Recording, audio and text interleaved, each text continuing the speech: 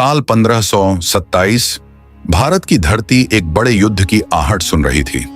यह युद्ध सिर्फ दो सेनाओं का संघर्ष नहीं था, बल्कि यह फैसला करने वाला था कि भारत की तकदीर किस ओर मुड़ेगी।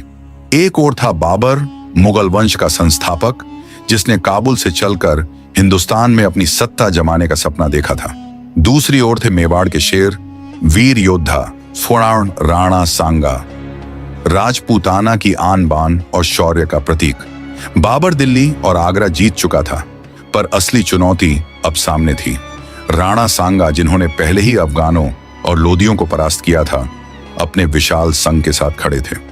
पूरे राजपूताना के योद्धा, अफगान सरदार और भारत को विदेशी आक्रमणकारियों से बचाने की कसम खाने वाले राजाओं की एक संयुक्त सेना बाबर के खिलाफ खड़ी थी। खानवा का मैदान जहां इतिहास लिखा जाने वाला था। राणा सांगा के पास 1 लाख से अधिक योद्धा थे। राजपूतों की शौर्य गाथाओं से भरी सेना, जिनकी तलवारें बिजली की तरह चमकती थीं। उनके घुड़सवारों की गर्जना दुश्मन को थर्रा देने के लिए काफी थी। दूसरी ओर बाबर, उसकी सेना संख्या बल में कम थी, लेकिन एक ताकत उसके पास थी, तोपों और बारूद की ताकत। उसने अफगानों और तुर्कों से सीखी हुई युद्ध नीति अपनाई थी। बाबर जानता था कि अगर उसने सीधे टकराव लिया तो राजपूतों की ताकत के सामने टिक पाना मुश्किल होगा। इसीलिए उसने युद्ध में तुलुगमा युद्ध नीति अपनाई, एक ऐसी रणनीति जिससे दुश्मन को चारों ओर से घेर लिया जाए और तोपों से तबाही मचा दी जाए। मार्च 1527 की एक सुबह युद्ध की बिगुल बज उठी। राजपूतों की सेना ने शेरों की तरह हमला किया। उनका एक ही मकसद था, बाबर की सेना को रौंद डालना। राणा सांगा खुद सबसे आगे खड़े थे, तलवार लहराते हुए अपनी सेना को प्रेरित कर रहे थे। लेकिन बाबर ने अपनी तोपों को सही समय पर काम में लिया। जैसे ही राजपूत सेना आगे बढ़ी, बाबर की तोपों ने गर्जना शुरू कर दिया। भारी गोलाबारी से राजपूत सेना में भगदड़ मच गई। बाबर के घुड़सवारों ने पीछे से हमला किया और युद्ध का रुख बदलना शुरू हो गया। राणा सांगा फिर भी डटे रहे।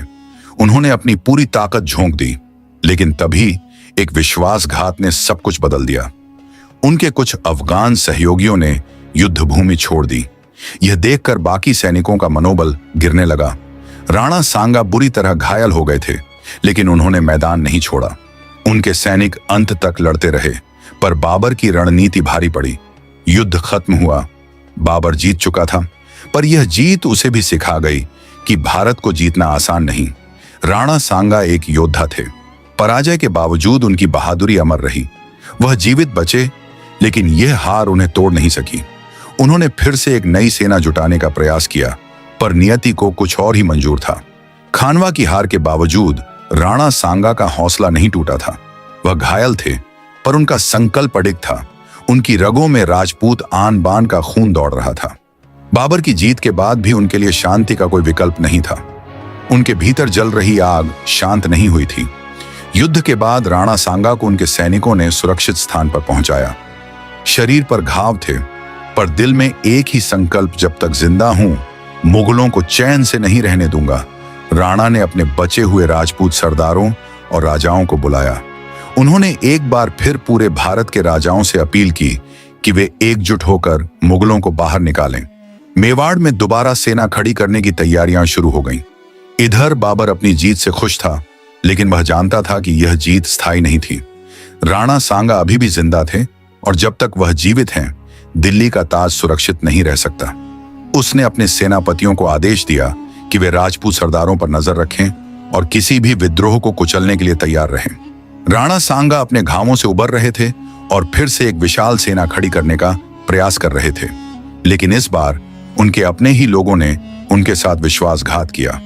उनके कुछ विश्वास पात्र सरदारों ने यह सोचकर कि एक और युद्ध विनाशकारी होगा, राणा सांगा को जहर दे दिया। राणा सांगा, वह शेर जिसने कभी दुश्मनों के सामने सिर नहीं झुकाया था, अपने ही अपनों की साजिश का शिकार हो गए। उनकी मृत्यु किसी युद्ध के मैदान में नहीं, बल्कि अपने ही लोगों के षड्यंत्र से हुई। राणा सांगा का जीवन और उनकी मृत्यु दोनों ही यह सिखाते हैं कि सच्चा योद्धा आखिरी दम तक लड़ता है। उन्होंने न केवल अपनी वीरता, बल्कि अपनी दूरदृष्टि से भी इतिहास में अमरता प्राप्त की। उनकी मृत्यु के बाद भी मेवाड़ और राजपूताना की आत्मा कभी नहीं झुकी।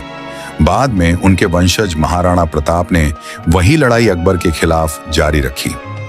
राणा सांगा की कहानी हमें सिखाती है कि परिस्थितियां चाहे कितनी भी कठिन हो, यदि हौसला बुलंद हो तो इतिहास बदला जा सकता है। कहानी अगर अच्छी लगी हो तो चैनल सब्सक्राइब करें